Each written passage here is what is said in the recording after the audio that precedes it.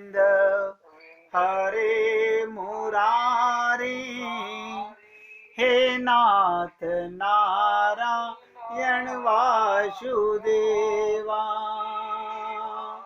श्री कृष्ण गोविंद हरे मुरारी, हे नाथ नारायण वासुदेवा। श्री कृष्ण गोविंद हरे मुरारी, हे नाथ नारायण वासुदेवा। श्री कृष्ण गोविंद हरे मुरारी, हे नाथ नारायण वासुदेवा। आगे की लीला सुनने से पहले एक राज मोहब्बत आप भी समझ लीजिए। जिस दिन आपको भगवान के साथ रात को बात करने का चस्का लग गया, आप कहोगे अब वो छोड़ता ही नहीं है, नींद ही नहीं आती मेरे को और थकान भी नहीं होती है। अब तो ऐसा लगता है कि सुबह जब कोई जागे तब कृष्ण भागे। पूरी रात भगवान के साथ मस्ती करने में, घूमने में, लीलाओं में रास करने में। देखिएगा, रात्रि को भावना से भगवान के साथ जो तुम्हारा प्रेम करने का तरीका तुम्हें पसंद आए, देखो सबको बता रहा हूं, जो तुमको प्रिय लगे, मेरे मुख से मत सुनो, जो तुमको प्रिय लगे वैसा प्रेम करो। तुम्हारा मन है चल कन्हैया बाग में खेलें, उसे बाग में ले जाओ। चल दोनों नाचें, नाच में ले जाओ। चल भूख लगी है, खाना खाएंगे साथ में, खाना खाओ। जैसा तुम्हारा मन हो, मगर करोगे तो होगा। और देखो, मैंने आपसे निवेदन किया है, 30 दिन में ही आपको चमत्कार लगने लगेगा। आप सारी ये जो दुनियादारी की भक्ति है नी, सब भूल जाओगे। रात का इंतजार किया करोगे, कब जल्दी से परिवार के लोग सो जाएं, मेरे को मौका मिले। कन्हैया भी झांक झांक के देखेगा, आई क्या रसोई से, परिवार वाले सोए कि नहीं सोए। आपसे पहले आपके बिस्तरे पर लेटा हुआ मिलेगा, विश्वास करो।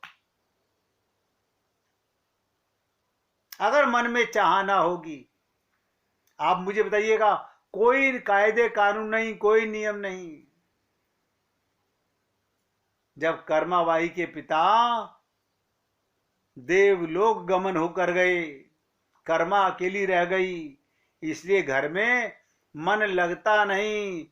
कर्मा घर से भगवान श्री कृष्ण की मूर्ति लेकर अपने गांव कालवा को छोड़कर तीर्थ यात्रा पर निकल गई। और भारत में अलग अलग तीर्थों के दर्शन करते करते कर्माबाई उड़ीसा के जगन्नाथपुरी पहुंची, तथा जगन्नाथपुरी में ही कर्मा ने निवास करने का निश्चय किया। जगन्नाथपुरी में ही कर्मा ने एक छोटी सी कुटिया बना ली और उसमें निवास करने लगी।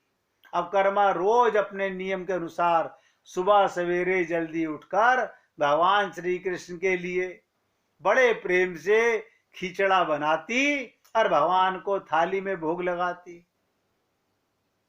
कुछ देर में भगवान खिचड़ा खा लेते और थाली साफ हो जाती।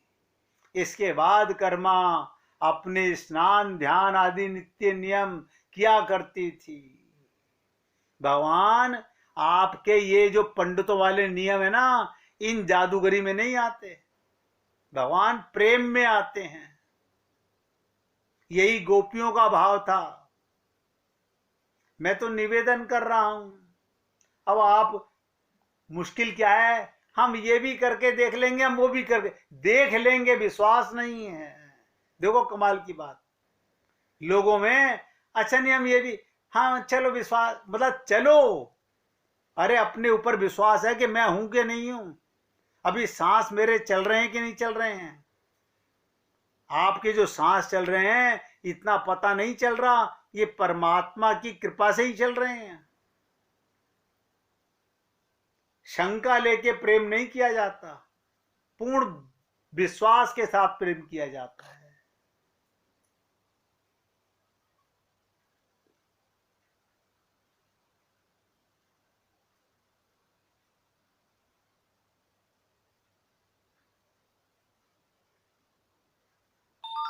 किसी भक्त ने संत से पूछा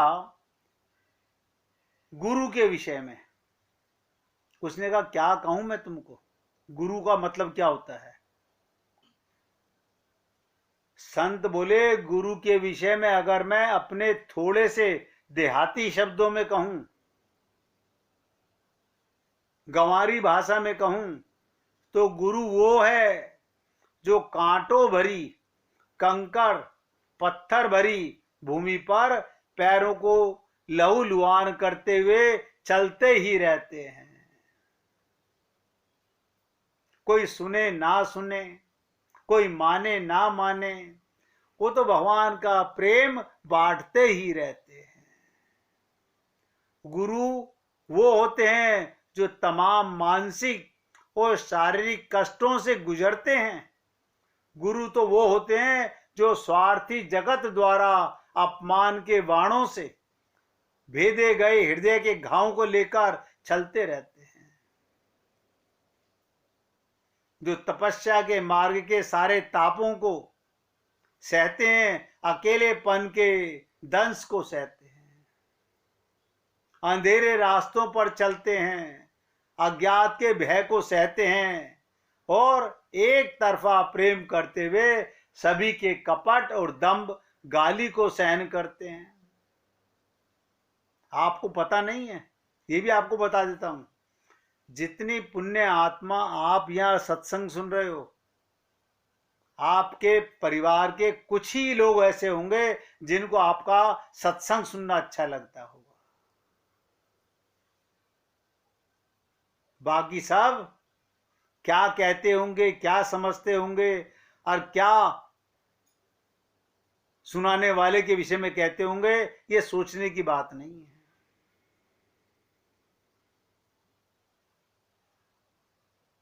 सभी के कपट और दंभ गाली को सहन करते हैं, जो पीठ में छुरा देने वालों को भी दया करुणा प्रेम क्षमा करके हृदय से कस के आलिंगन करते हैं, जो दूसरों के सारे दोषों और अवगुणों को अनदेखा करते चलते हैं। रामसुखदास जी क्या कहते थे? गुरु वो है जो कलयुग के संसार का जहर पीकर, ध्यान से सुनो,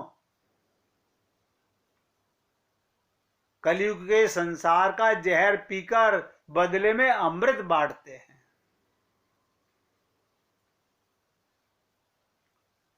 गुरु पैदा नहीं होते, वो मिटकर सदगुरु बनते हैं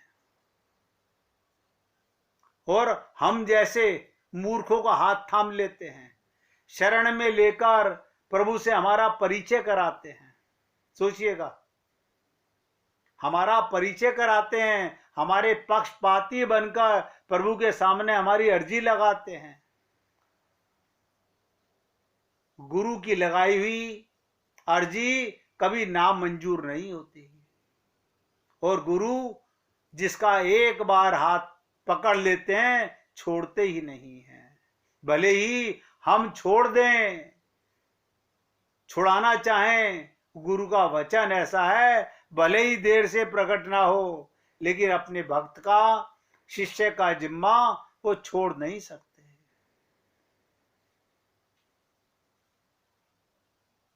गुरु का तो पूरा जीवन ही परहित के लिए संपूर्ण जीवन हवन कुंड बन जाता है।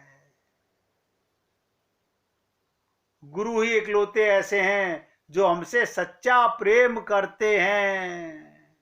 एक बार को भगवान का पक्का नहीं कहा जा सकता, क्योंकि उनके द्वारा ली गई परीक्षा बहुत कठिन हो जाती है।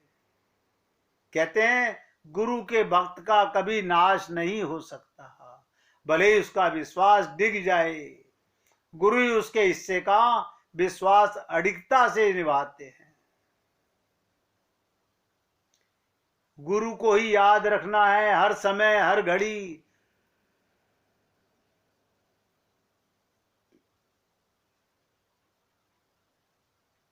एक क्षण को भी आपके मन से अगर भगवान का नहीं तो गुरु का ध्यान करते रहना चाहिए।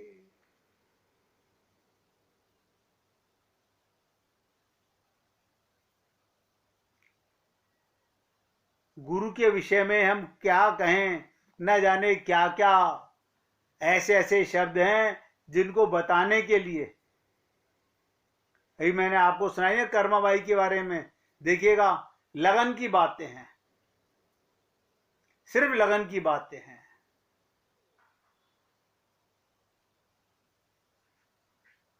इसलिए कहा गया गुकार अर्थात अंधकार और रूकार अर्थात तेज प्रकाश।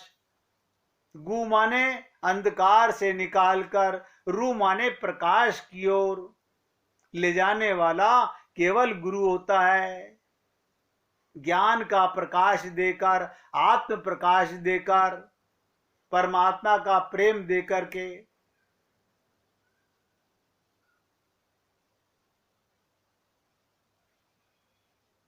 जीवन के प्रत्येक अवरोधों से बचाने वाली, अंधकार से प्रकाश की ओर ले जाने वाली गुरु सत्ता का हमें हृदय से नतमस्तक होना चाहिए। क्यों? अरे भारतवर्ष तो संतों का देश है। यहां एक से एक बढ़कर संत हुए हैं।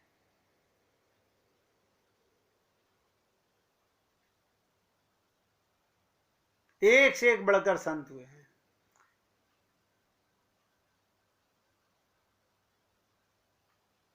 उनके जीवन का मुख्य लक्ष्य है परोपकार। नोट कर लो, पर उपकार, परोपकार। एक बार किसी संत के आश्रम के निकट से देवताओं की टोली जा रही थी और संत आसन जमाए साधना में लीन थे। आंखें खोली तो देखा सामने देवता गण खड़े हैं। संत ने उनका अभिवादन कर उन सबको आसन दिया और उनकी खूब सेवा की।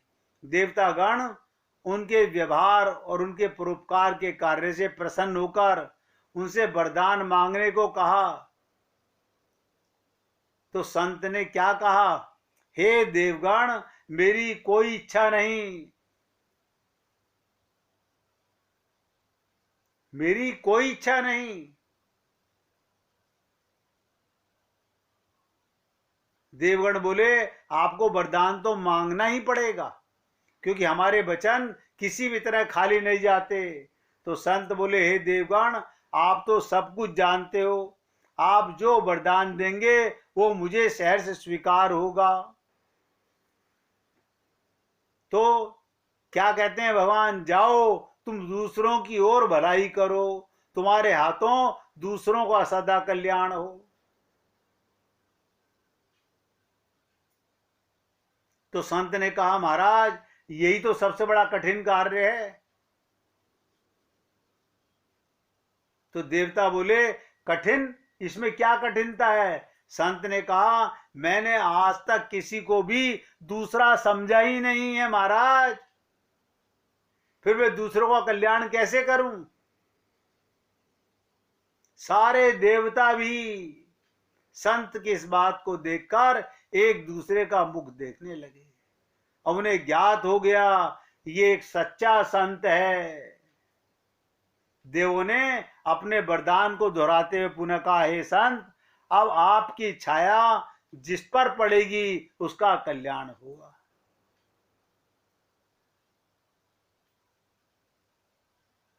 इसलिए संतों का काम है परोपकार करना।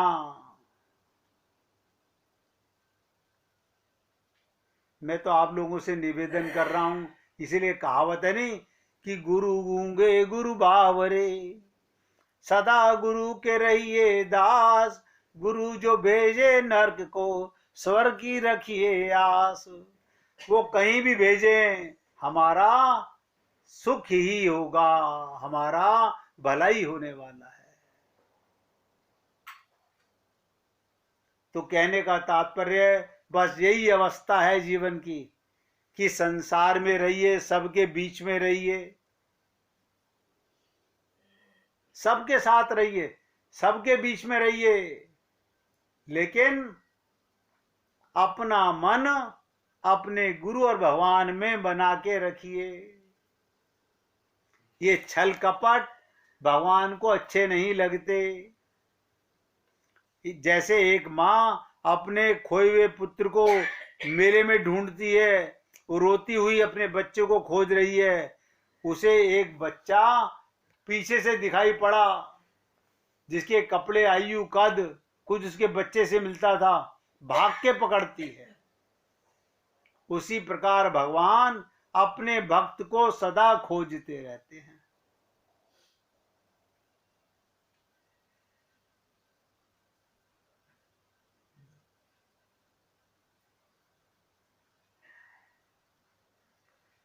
जीवन को इतना सरल बनाओ, कोई छल कपट की जरूरत ही नहीं है, कोई नियम कायदे कानून नहीं है, क्योंकि प्रेम ही एक ऐसी चीज है, सबसे सरल मार्ग है प्रेम का।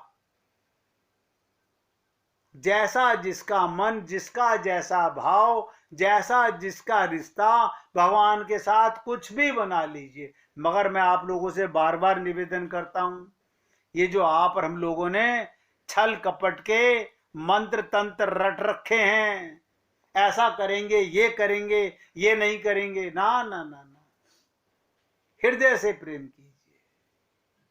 भगवान इसीलिए कहते हैं, जाकी रही भावना जैसी, प्रभु मूरत देखी तिन जैसी।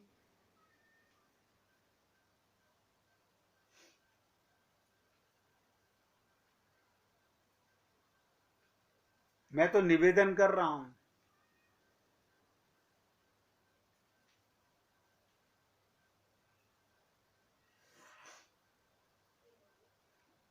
व्यक्ति क्या क्या सोचता है, क्या क्या करता है, वो जानता ही नहीं है।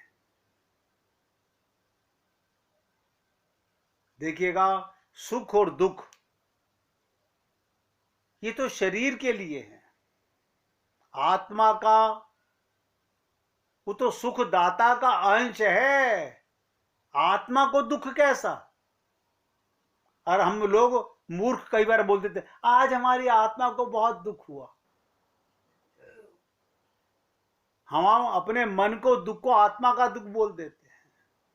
आत्मा को कोई सुख दुख नहीं होता, आत्मा का तो सुख परमात्मा का मिलन है। एक छोटी सी लीला सुन लीजिए। चलते चलते अंधेरी रात में एक व्यक्ति नदी में कूदकर आत्महत्या करने का विचार कर रहा था। वर्षा के दिन थे और नदी पूरे उफान पर थी। आकाश में बादल घिरे थे और रह रहकर बिजली चमक रही थी। उस देश का बड़ा धनी व्यक्ति था वो, लेकिन अचानक उसे घाटे से उसकी सारी संपत्ति चली गई। उसके भाग्य का सूरज डूब गया था। चारों ओर निराशा ही निराशा थी, भविष्य नजर नहीं आ रहा था। उसे कुछ सूझता नहीं था, क्या करे। उसने स्वयं को समाप्त करने का विचार कर लिया। नदी में कूदने के लिए जैसे ही चट्टान के छोर पर खड़ा होकर वो अंतिम बार ईश्वर का स्मरण करने लगा।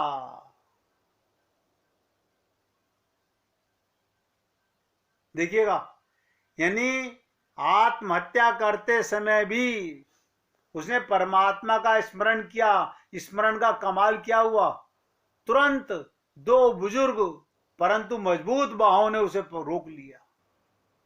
बिजली की चमक में उसने देखा एक वृद्ध साधु उसे पकड़े हुए है। उस वृद्ध ने उससे निराशा का कारण पूछा, किनारे लाकर उसकी सारी कथा सुनी, फिर हंसकर बोला, तो तुम ये स्वीकार करते हो कि पहले तुम सुखी थे। यानी जब धन था तो तुम सुखी थे, आज नुकसान लग गया, आज दिवाला निकल गया तो तुम दुखी हो गए। सेठ बोला, हाँ, मेरे भाग्य का सूर्य पूरे प्रकाश से चमक रहा था, मैंने करोड़ों अरबों खरबों रुपए कमाए, सब और मान सम्मान संपदा थी, अब जीवन में सिवाय अंधकार और निराशा के कुछ भी शेष नहीं। संत हंसा और बोला, दिन के बाद रात्रि है और रात्रि के बाद फिर दिन है, जब दिन नहीं टिकता तो रात्रि कैसे टिकेगी। परिवर्तन प्रकृति का नियम है। ठीक से सुनो और समझ लो, जब तुम्हारे अच्छे दिन हमेशा के लिए नहीं रहे तो बुरे दिन भी नहीं रह सकेंगे। जो इस सत्य को जान लेता है वो सुख में सुखी नहीं होता और दुख में दुखी नहीं होता। उसका जीवन उस अडिग चट्टान की भांति हो जाता है जो वर्षा और धूप में समान बनी रहती है, जो सुख और दुख को समभाव ले लेता है। समझ लो, उसमें स्वयं को जानने की संपदा उसने पाली है। सोचो, यदि किसी ने जीवन में एक जैसा भाव देखा, हमेशा सुखी, जिस चीज की आवश्यकता हुई उससे पहले वो मिल गई, तो उसे वो क्या उपहार पाने की खुशी अनुभव कैसे करेगा। दुख ना आए तो सुख का स्वाद नहीं होता। और आप और हम सब लोग संसार का दुख बहुत भली प्रकार से देख चुके हैं। अब सुख की घड़ी आ रही है, अंधकार के बाद फिर प्रकाश है। इसलिए निवेदन करूंगा कि रात्रि में भगवान का चिंतन कीजिए, भगवान से बातें कीजिए, भगवान को अपने पास बुलाने का प्रयत्न कीजिए। आएगा, टाइम लगेगा, जिस दिन आ गया फिर लौट के नहीं जाएगा। वो रात होने का तुम्हें भी इंतजार होगा और भगवान को भी इंतजार होगा। आज सत्संग को यहाँ विराम दे रहा हूं, इससे आगे की चर्चा कल करूंगा। कोई भजन तो नहीं सुनाना चाहता भैया? भैया जी मैं बोलूं? हाँ सुनाओ ना भाई जी।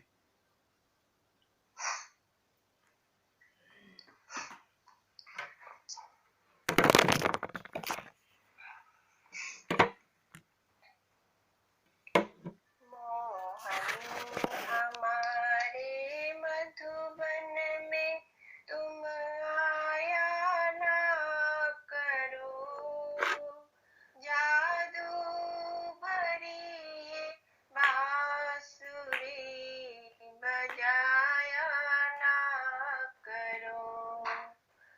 मोहन हमारे मधुबन में तुम आया ना करो, जादू भरी ये बांसुरी बजाया ना करो, छलिया आया ना करो।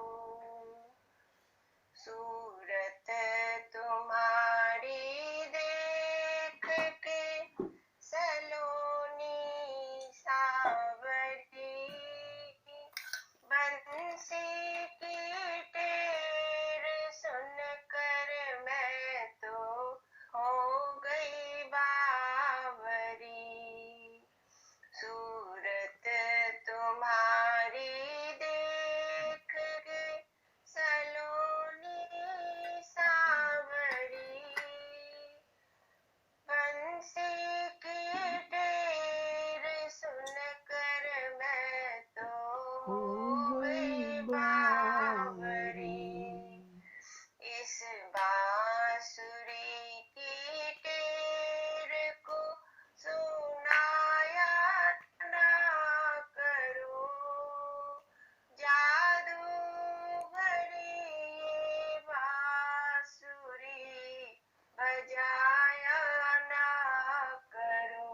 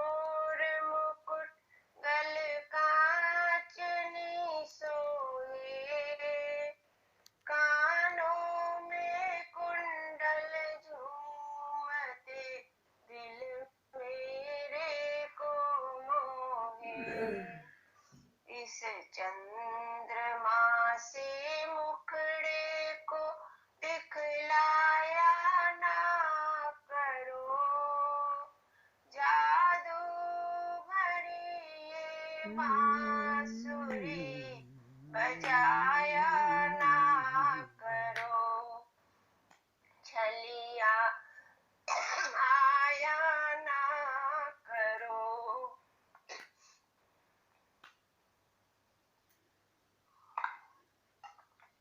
अपनी यशोदा मैया की सौगंध है तुमको, घर आकर मोहन दर्शन दे दिया करो हमको।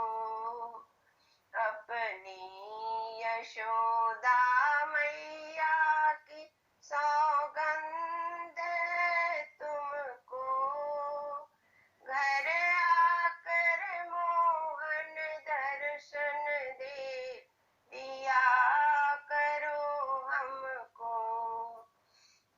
माखन चुराने वाले चित चुराया ना करो, जादू भरी ये बांसुरी बजाया ना करो, छलिया ना करो। इस तुम्हारी बांसुरी ने मोहनी डारी, चंद्र सखी की बिनती तुम सुनियो बनवारी।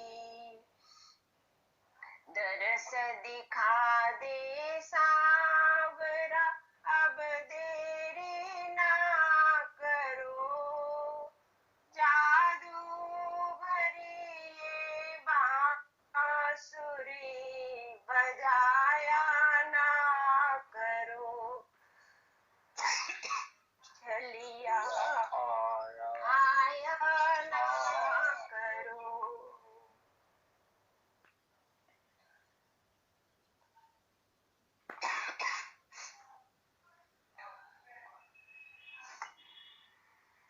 खत्म हो गया भाई जी।